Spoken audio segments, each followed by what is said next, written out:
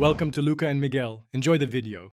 In this video, I will explain how to reset your Porsche Taycan tire pressure monitoring system.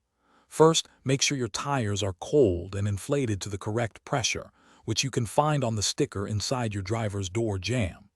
Then, navigate to the main menu on your infotainment screen. From there, you'll select the car option, followed by control, and then tire pressure to access the TPMS settings. This initial step is crucial for an accurate reset. Once you're in the tire pressure menu, you'll see options for comfort and full load settings. Select the one that matches your typical driving conditions. Most drivers will choose comfort. After making your selection, confirm it to initiate the learning process. The system will then prompt you to drive the vehicle. This driving phase is essential for the Taycan to learn the new tire pressure values accurately and complete the reset. As you drive, the Taycan system will begin to calibrate.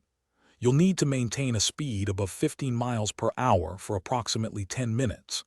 During this time, the system is actively learning and storing the new tire pressure values. Keep an eye on your instrument cluster or infotainment screen. It will display the current status and eventually confirm that the tire pressure monitoring system has been successfully reset and is now active. After the calibration drive, your display will show the current tire pressures for all 4 tires, confirming a successful reset. It's a good practice to check your tire pressures monthly, even with a TPMS, to ensure optimal performance and safety.